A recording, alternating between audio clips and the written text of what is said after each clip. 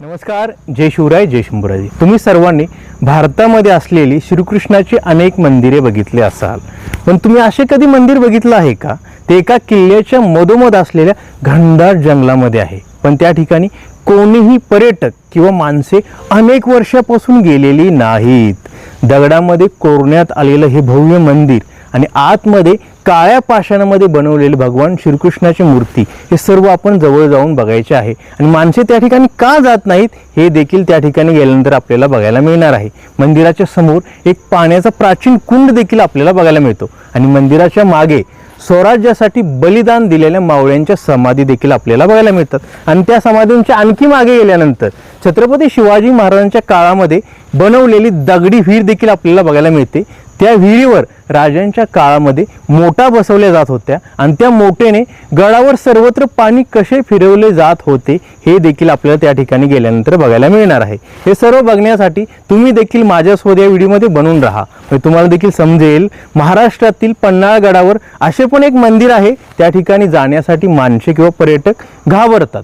म्हणजे का जात नाहीत हे सर्व आपण त्या ठिकाणी जाऊन बघायचं आहे. तर चला मित्रांनो, कोल्हापूर जिल्ह्यातील पन्हाळगडाच्या जंगलाच्या मधोमध असलेली श्रीकृष्णाचे प्राचीन मंदिर बघून भगवंताचं दर्शन घेऊया. तुम्ही बघू शकता समोर असलेल्या पायवाटेने चालत चालत मी आता जंगलामध्ये प्रवेश केलेला आहे. आणि या ठिकाणी आपल्याला मोठमोठ्या झाडांचे घनदाट जंगल बघायला मिळते. आणि ह्या जंगलामधून येणारा पक्ष्यांचा आवाज, गार हवा आपल्याला शांती काय असते याचा अनुभव करून देते. आणि अशाच शांतमय ठिकाणी अनेक ठिकाणी भगवंत विराजमान झालेले आपल्याला बघायला मिळतात. तुम्हाला म्हटलं होतं या ठिकाणी कोणीही भक्त किंवा पर्यटक येत नाहीत, त्यामुळे वाटेमध्ये मोठमोठी झाडे तुटून खाली पडलेले आहेत. ह्या पायवाटेने जेव्हा आपण चालत चालत पुढे जातो तेव्हा आपल्याला समोर एक ओढा बघायला मिळतो, लहान पाण्याचा ओढा. त्या ओढ्यामधून पाण्यामधून चालत चालत आपण मंदिरापर्यंत जायचं आहे. आणि या ठिकाणी आल्यानंतर आपल्याला मंदिर दिसू लागलेलं आहे. बघू शकता तुम्ही समोर असलेले मंदिर. आणि मंदिराचे काही बांधकाम पडलेल्या अवस्थेत आपल्याला बघायला मिळते, कारण हजारो वर्षापूर्वीचे हे प्राचीन मंदिर आता आपण जवळ जाऊन बघायचे आहे. आणि हाच तो ओढा आहे. ह्या ओढ्यामधून पाण्यामधून थोडं चालण्याचा अनुभव आता आपण घेऊया. बघा एकदम स्वच्छ पाणी आहे.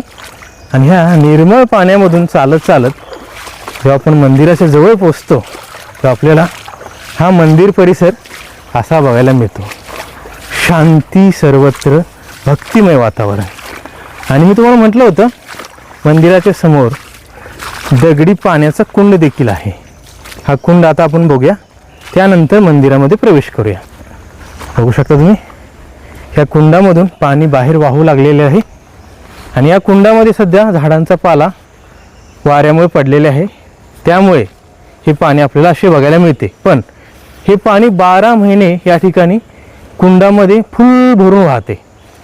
या कुंडापासून जेव्हा आपण पुढे जातो तेव्हा आपल्याला हे प्राचीन मंदिर असे बघायला मिळते. मंदिराच्या वरती झुडपे आणि शेवाळी उगवलेली आहे. आणि या ठिकाणी माणसाने आले पाहिजे, हा परिसर स्वच्छ करून भगवंताच्या दरबारामध्ये थोडा वेळ बसून भगवंताचं दर्शन घेतलं पाहिजे. आता आपण मंदिरामध्ये प्रवेश करूया. आणि या मंदिराचे बांधकाम काळ्या दगडामध्ये कसे बांधण्यात आलेले आहे हे देखील तुम्ही बघू शकता. हे मंदिर बाहेरून मी तुम्हाला दाखवणार आहे, त्याआधी भगवंताचं दर्शन घेऊया. आणि आतमध्ये अंधार असल्यामुळे आपल्याला टॉर्चचा सहारा घ्यावा लागेल. आतमध्ये जाणारी लहान चौकट असल्यामुळे आपल्याला वाकून भगवंताच्या दरबारामध्ये प्रवेश करावा लागेल. ओम नमः शिवाय, साम सदाशिव. मंदिराच्या आतमध्ये एकदम गारवा आहे. आणि आतमध्ये आल्यानंतर या ठिकाणी आपल्याला शंभू महादेवाच्या 5 पिंडी बघायला मिळतात. मधोमध सर्वात मोठी पिंड आहे, या साईडला 2 पिंड आहेत आणि या साईडला 2 पिंडी आहेत. आणि समोर भगवान श्रीकृष्ण विराजमान झालेले आहेत. ओम कृष्णाय वासुदेवाय हरे परमात्मने प्रणतः क्लेशनाशाय गोविंदाय नमो नमः. मी दर्शन घेतलेले आहे. आणि श्रीकृष्णाच्या उजव्या साईडला गणपती बाप्पा विराजमान झालेले आहेत. ओम श्री गणेशाय नमो नमः. आणि डाव्या साईडला हनुमंत बाप्पा, हनुमंत बजरंगबली विराजमान झालेले आहेत. ओम हनुमंते नमो नमः. भगवंताचं दर्शन घेतल्यानंतर आता आपण हे मंदिर आतमधून कसे आहे हे बघूया. बघू शकता हेमाडपंथी शैलीतील मंदिराचे बांधकाम आपल्याला बघायला मिळते. म्हणजे एकावर एक दगड आडकी पद्धतीत अडकून हे मंदिर बनवण्यात आलेलं आहे. तुम्ही भगवंताचे दर्शन घ्या आणि एकाच ठिकाणी अनेक देवांची दर्शने झाल्यामुळे मनाला शांती मिळाली आणि मन आनंदाने खिळून उठलेलं आहे. आणि मंदिरामधून बाहेर आल्यानंतर आता आपण हे मंदिर चारी बाजूने कसे आहे हे फिरून बघूया.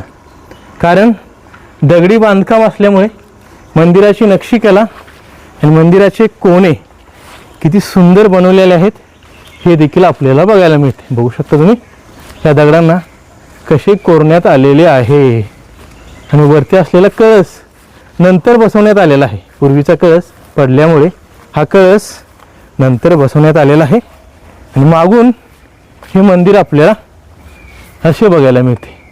मी तुम्हाला म्हटलं होतं मंदिराच्या मागे स्वराज्यासाठी बलिदान दिलेल्या मावळ्यांच्या 2 समाधी देखील आपल्याला बघायला मिळतात.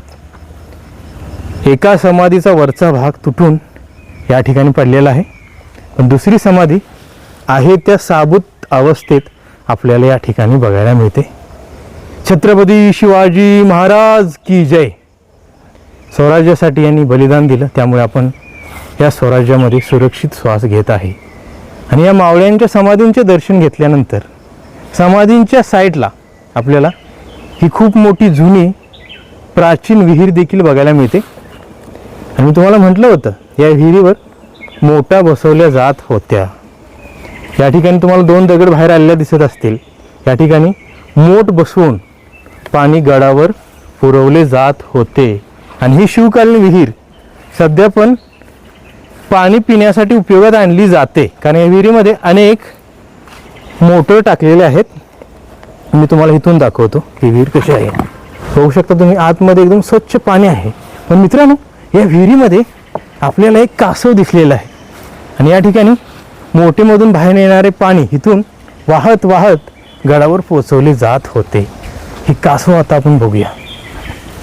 कासव पण अशा शांतमय ठिकाणी विहिरीमध्ये आपले जीवन जगत आहे.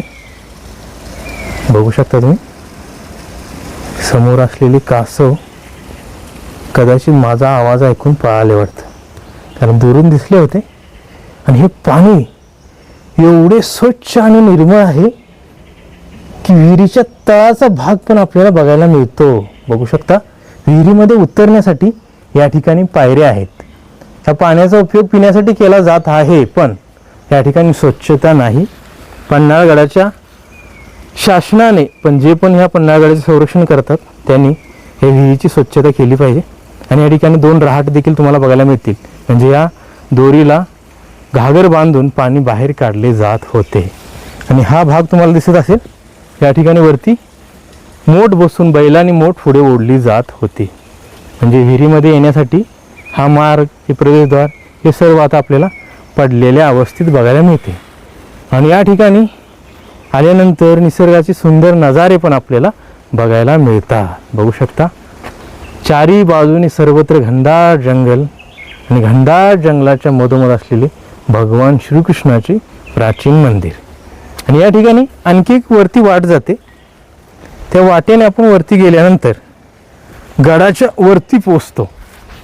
त्यामुळे या मंदिरापर्यंत आल्यानंतर आपल्याला खूप काही बघायला मिळते. बघा मी आता या ठिकाणी येऊन खूप वेळ झाला, पण अजून देखील या ठिकाणी कोणीही आलेलं नाही. म्हणजे या ठिकाणी कोणीही येत नाहीत हे आता आपल्याला खरोखर प्रूफमध्ये बघायला मिळालेलं आहे. बघा दुरून हा मंदिर परिसर आपल्याला असा बघायला मिळतो. मित्रांनो आज मी तुम्हाला कोल्हापूर जिल्ह्यातील पन्हाळगडाच्या मधोमध असलेल्या घनदाट जंगलामध्ये घेऊन आलो. आणि या जंगलामध्ये येत असताना मस्त अनुभव आपल्याला अनुभवायला मिळाला. आणि या जंगलाच्या मधोमध भगवान विराजमान झालेले आहेत हे आपण बघितले. भगवंताचं दर्शन देखील घेतलं. आणि हे प्राचीन मंदिर आपल्याला खूप काही बघायला देते, मनाला शांती देते. कारण ह्या मंदिरामध्ये भगवान श्रीकृष्ण, गणपती बाप्पा, बजरंगबली आणि हनुमंताच्या अवतारातील महादेवाच्या 5 पिंडी देखील आपल्याला बघायला मिळतात. म्हणजे हे मंदिर एका तीर्थाहून कमी नाही. आणि मंदिराच्या मागे स्वराज्यासाठी बलिदान दिलेल्या मावळ्यांच्या समाधीचे पण मी दर्शन तुम्हाला घडवून आणलं. आणि त्याच्या साईडला असलेली शिवकालीन विहीर कशी बांधण्यात आलेली आहे आणि ते विहिरीवर मोठा बसून ते पाणी किल्ल्यावर कसे पोहोचवले जात होते याचा अनुभव आपल्याला या ठिकाणी आल्यानंतर अनुभवायला मिळाला. तुम्ही कधी पन्हाळगडावर आला तर पन्हाळगडाच्या 3 दरवाजापासून पायवाटेने चालत चालत ह्या जंगलामध्ये प्रवेश करून भगवंताचं दर्शन घ्या. थोडा वेळ या ठिकाणी बसा, या निसर्गाचा अनुभव घ्या आणि या झाडामधून येणारी गार हवा, पक्ष्यांचा आवाज ऐकल्यानंतर तुमच्या मनाला जी शांती मिळेल ना ती वेगळीच असणार आहे. या ठिकाणी आल्यानंतर तुमची काळजी, टेन्शन, चिंता सर्व दूर होऊन तुम्हाला एक वेगळा अनुभव अनुभवायला मिळतो. त्यामुळे वेळात वेळ काढून अशा ठिकाणी कधीतरी येऊन भगवंताच्या दरबारामध्ये बसा. आज मी या ठिकाणी येऊन तुम्हाला हा व्हिडिओ शूट करून दाखवला, पण प्रत्यक्षात तुम्ही या ठिकाणी आला तर तुम्हाला वेगळा अनुभव अनुभवायला मिळू शकतो. हा व्हिडिओ तुम्हाला कसा वाटला मला कमेंट करून नक्की सांगा.